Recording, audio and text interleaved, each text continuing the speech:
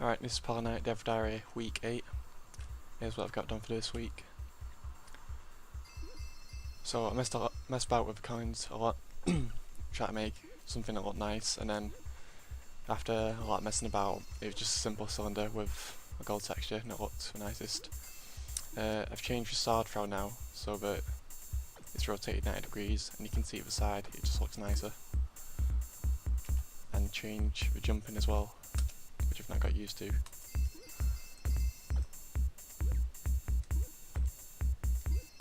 I also spent a lot of time working on the skeleton enemies, so I'll find those in a second and show you what I've got done for them. I fixed all the glitches with the health bar, so like when you lose a certain amount of health, the health bar like shrinks, depletes, and if you lose two bits of health in like rapid succession, they don't deplete fully. So that's all you got fixed.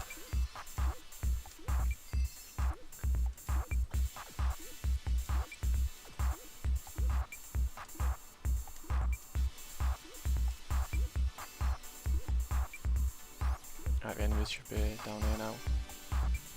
From the first see you, they do that jump slash and try and hit you, and they'll get close to you and try and do a stab. If it does one, yeah. And every time you attack them, they lose a feather, and when they've got 0 left and you hit them one more time, that's when they die. That's just one enemy we've got so far.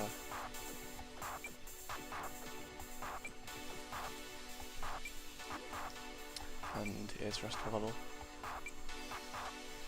It's still just blocked out, and it's a little bit messy.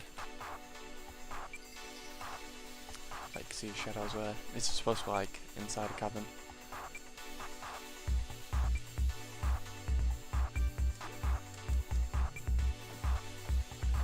I'll just play the rest of the level anyway. There's been a couple of small changes.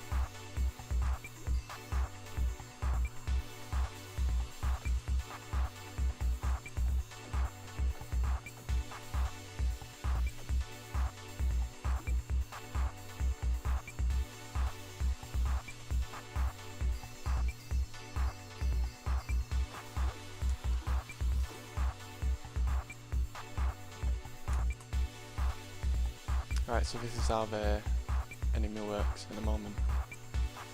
So straight away it makes a decision. Can it see the knight? If it can't, it moves to these different patrol points which you've got set up here. And I've just got an ID. So that one's 6, that one's 5. And then on skeleton you can select it. It says the amount of hit points it's got and which points it's going to move to, so it'll move to 5 and 6. If it can see me, if it can see the knight, then if it's taking damage, so if it's getting attacked, it doesn't do anything.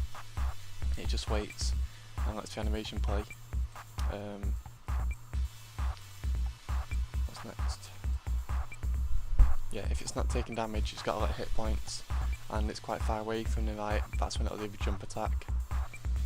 If it's not taking damage, it's got a lot of health and it's less than that distance, so it's closer to the knight, that's when it should do the thrust attack. And this is the enemy blueprint. Not going here.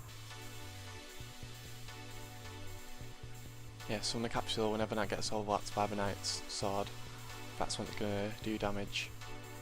And if its health is not equal to or more than 1, so it's 0 or less than that, that's when it's going to die. And that's the last animation it's going to do. And also,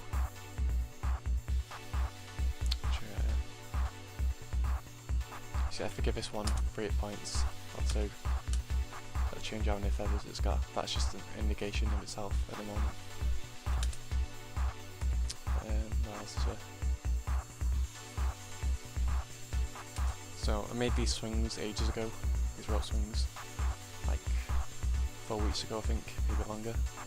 so I'll try and explain how they're made. And I can't even do the whole jump now because I've changed the physics of my jump. So just about make it. Nope, I can't. Right. I'll explain how they work.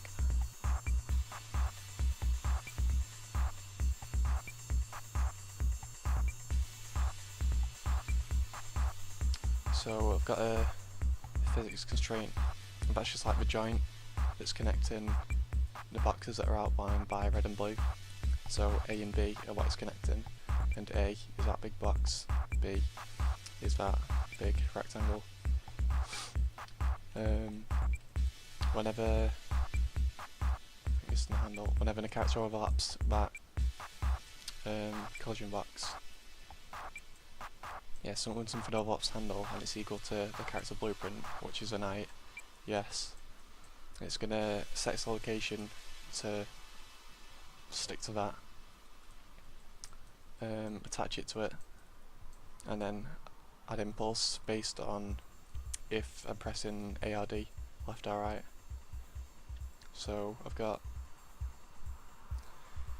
it's a bit daft how it works, so I've got these little points here as reference where I add impulse.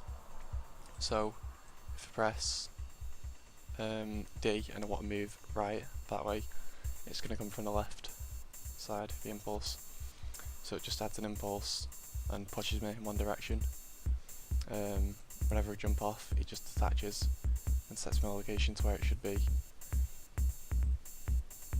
Changes the movement mode. And yeah, depending on if I'm pressing ARD, so left or right, changes. It's supposed to change the velocity, like how fast to come off. And that's pretty much it. That's how that works.